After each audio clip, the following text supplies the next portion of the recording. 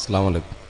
സ്നേഹമുള്ള അധ്യക്ഷൻ, നിയോജകമണ്ഡലം മുസ്ലിം ലീഗിൻ്റെ പ്രസിഡന്റ് ജനാബ് VM ഉസ്മാൻ, അഭിവന്ദ്യനായ ജനാബ് സാദിഖ് അലി ശിഹാബ് തങ്ങൾ, നമ്മുടെ ജാഥയുടെ പ്രഗത്ഭനായ ക്യാപ്റ്റൻ PK കുഞ്ഞാലിക്കുട്ടി സാഹിബ്, പാർട്ടിയുടെ general secretary KPA Majeed Sahib, Rajya Sabha അംഗം PV അബ്ദുൽ വഹാബ് സാഹിബ്,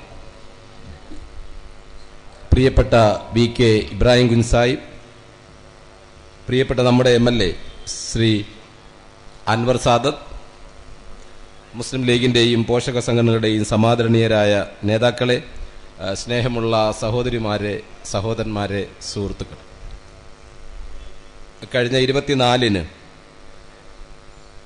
മഞ്ചേശ്വരത്തെ ഹൊസങ്കഡിൽ നിന്ന് ആരംഭിച്ച ഈ പാർട്ടി പരിപാടി ഇവിടെ ആലുവയിലെത്തുന്നതുവരെ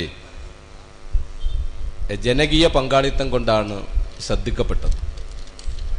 വർത്തമാനകാല ദേശീയ രാഷ്ട്രീയ പ്രശ്നങ്ങൾ അപഗ്രഥിക്കുന്ന ഒരാൾ നമ്മുടെ സംസ്ഥാനത്ത് നിർഭാഗ്യവശാൽ കഴിഞ്ഞ കുറേ മാസങ്ങളായി നിലനിൽക്കുന്ന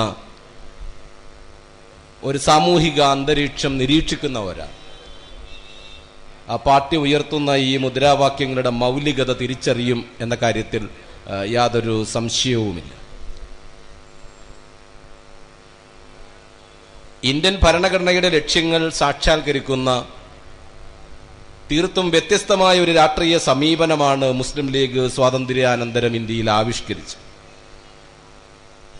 വിദേശ നേതൃത്വത്തിൽ നിന്ന് ഇന്ത്യക്ക് സ്വാതന്ത്ര്യം ലഭിച്ചപ്പോൾ ആ രാഷ്ട്രീയ സ്വാതന്ത്ര്യം ജനങ്ങളുടെ സാമൂഹിക സ്വാതന്ത്ര്യമായി, സാംസ്കാരിക സ്വാതന്ത്ര്യമായി, സാമ്പത്തിക സ്വാതന്ത്ര്യമായി പരിവർത്തിപ്പിക്കണമെങ്കിൽ സ്വാതന്ത്ര്യാനന്തര ഇന്ത്യയിൽ വളരെ ശ്രദ്ധേയമായ രീതിയിൽ നിർമ്മാണ പ്രവർത്തനങ്ങൾ സമാരംഭിക്കേണ്ടതുണ്ടായിരുന്നു.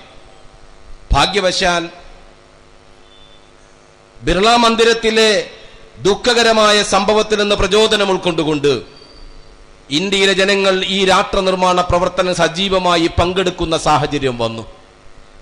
ഇന്ത്യയിൽ നാഷണൽ കോൺഗ്രസ് നേതൃത്വം കൊടുക്കുന്ന ഒരു ദേശീയ പരിപാടിക്ക് തടസ്സം നിൽക്കുന്ന ഒരു തീവ്ര വലതുപക്ഷം ഇന്ത്യയിൽ ഉണ്ടായിരുന്നു.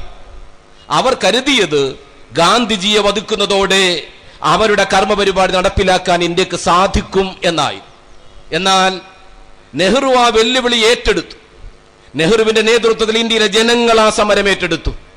ബിർള മന്ദിരത്തിലെ പ്രാർത്ഥനാ വേദിയിൽ ഗാന്ധിജി ഹരിമുഴക്കിയപ്പോൾ ഇന്ത്യ രാജ്യം തേങ്ങുക മാത്രമല്ല ചെയ്തത്, ആ പ്രതിലോമകാരികൾക്കെതിരായി, തീവ്ര വലതുപക്ഷത്തിനെതിരായി ഒരു ദേശീയ ചെറുത്തുനിൽപ്പിന്റെ ഒരു പുതിയ അംഗം കുറിക്കുകയാണ് ചെയ്തത്. നെഹ്റുവിന്റെ ജീവിതം നിലനിന്ന കാലം 50 വർഷക്കാലം ഈ തീവ്ര വലതുപക്ഷത്തിന് ഇന്ത്യയിൽ പിടിമുറുക്കാൻ കഴിഞ്ഞില്ല എന്ന യാഥാർത്ഥ്യം നമ്മൾ തിരിച്ചറിയുകയാണ്. ആ ഇന്ത്യയെ മുന്നോട്ട് കൊണ്ടുപോകാൻ ശക്തമായ ഒരു ദേശീയ നേതൃത്വം ഇവിടെ ഉണ്ടാകണം. അത്തരമൊരു ദേശീയ നേതൃത്വം ദേശീയമായി ഇന്ന് വളർന്നു വരികയാണ്. ഡൽഹിയിൽ കെജ്രിവാളിന്റെ ശബ്ദം അതാണ്. മധ്യപ്രദേശിൽ, മഹാരാഷ്ട്രയിൽ, ഉത്തർപ്രദേശിൽ, ഗുജറാത്ത് നടന്ന പ്രാദേശിക ഭരണകൂട തെരഞ്ഞെടുപ്പ് ഫലം അതാണ് വ്യക്തമാക്കുന്നത്. അവസാനം ബീഹാർ തെരഞ്ഞെടുപ്പും അതാണ് വ്യക്തമാക്കുന്നത്.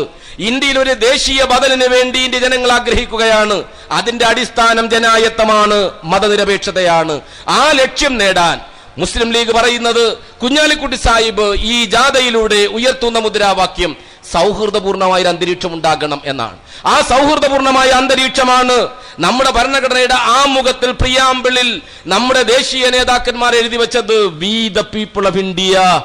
ഞങ്ങൾ പ്രിപ്പയർ ചെയ്ത ഈ ഭരണഘടന ഇന്ത്യക്കാർക്ക് വേണ്ടി ഇന്ത്യക്കാർ സമർപ്പിക്കുന്നു എന്ന് ഭരണഘടനയുടെ ആമുഖത്തിൽ എഴുതി വെച്ചുകൊണ്ട് നമ്മുടെ രാജ്യം ഏത് സ്വപ്നമാണോ സാക്ഷാത്കരിക്കാൻ ശ്രമിച്ചത്, ആ സൗഹൃദത്തിന്റെ മണ്ണ് ഇവിടെ പൂത്തുലയുന്നതിന് ഗാന്ധിജിയുടെ ചോര കൊടുക്കേണ്ടി വന്നു. വിവേകാനന്ദന്റെ പ്രബോധനം നമുക്ക് വേണ്ടി വന്നു. ഈ കേരളത്തിലാണെങ്കിൽ ആദിശങ്കരന്റെ മണ്ണാണിത്. നമ്മുടെ അപ്പുറത്ത് അദ്വൈതാശ്രമത്തിൽ രാവിലെ കുഞ്ഞാലിക്കുട്ടി സാഹിബ് അവിടുത്തെ സന്യാസി വര്യന്മാരെ കാണാൻ പോയി. ആ അദ്വൈതാശ്രമ ചരിത്രമുണ്ട്. ശ്രീനാരായണ ഗുരുദേവൻ വന്ന അദ്വൈതാശ്രമമാണത്. ഈ ആലുവക്ക് വേറൊരു പ്രാധാന്യമുണ്ട്.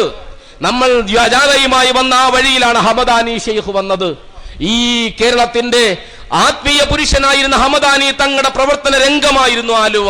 ആ ആലുവ കേരള ചരിത്രം ഉൾക്കൊണ്ടുകൊണ്ട് സൗഹൃദത്തിന്റെ ഒരു പൂപ്പന്തൽ പണിയാൻ പോയിട്ടുണ്ടെങ്കിൽ ആ മുദ്രാവാക്യത്തിന്റെ വിപുലമായ സാധ്യതകൾ ജനമനസ്സുകളിലേക്ക് എത്തിക്കുന്നതിന് വേണ്ടിയാണ് ഇരൂപകൾ വ്യത്യാസമില്ലാതെ, മകരമാസത്തിലെ മഞ്ഞുകൾ വകവെക്കാതെ, ഈ വേനലിന്റെ കാഠിന്യം വകവെക്കാതെ കേരളീയ ജനത ഈ കേരള യാത്രക്ക് അഭിവാദ്യം അർപ്പിക്കുന്നത്.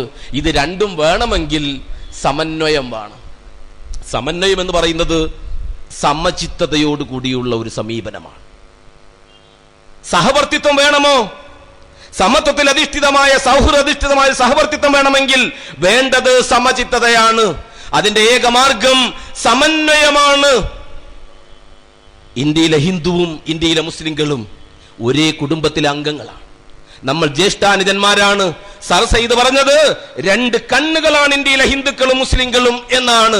സർ സയ്യിദ് പഠിപ്പിച്ച, അല്ലാമ ഇഖ്ബാൽ പഠിപ്പിച്ച, മൗലാന മുഹമ്മദ് അലി പഠിപ്പിച്ച ആ ഒരു സമന്വയത്തിന്റെ പാത ഇന്ത്യയെ കൊണ്ട് അംഗീകരിപ്പിക്കാൻ വർത്തമാനകാല രാഷ്ട്രീയ സാഹചര്യങ്ങൾ നമുക്ക് ബാധ്യതയുണ്ട് എന്ന് മുസ്ലിം ലീഗ് എല്ലാ ജനങ്ങളെയും ഓർമ്മപ്പെടുത്തുന്നതിന് വേണ്ടിയാണ് പ്രത്യേകമായി ഇന്നത്തെ സാഹചര്യത്തിൽ ഈ കേരള യാത്ര ഞങ്ങൾ സംഘടിപ്പിച്ചത്. ഞങ്ങൾക്ക് വലിയധികം സന്തോഷമുണ്ട്, അഭിമാനമുണ്ട്. ജനങ്ങൾ അത് ഏറ്റെടുത്തു. അതിന് ജനങ്ങളോട് നന്ദി പറഞ്ഞുകൊണ്ട് ഈ പരിപാടിക്ക് ആലുവയിൽ നല്ല വരവേൽപ്പ് നൽകിയ ഈ പ്രദേശത്തെ പാർട്ടി പ്രവർത്തകരോടുള്ള അഭിവാദ്യം അറിയിച്ചു. ഇത് നല്ല നിലക്ക് സംഘടിപ്പിച്ച VM ഉസ്മാൻ സാഹിബ് അടക്കമുള്ള മുസ്ലിം ലീഗിന്റെ മണ്ഡലം നേതാക്കന്മാരുടെ അക്ഷീണമായ പരിശ്രമം കൊണ്ട് ഈ പരിപാടി ഗംഭീര വിജയമാക്കി നന്ദി പ്രകടിപ്പിച്ചുകൊണ്ട് ഈ സമ്മേളനം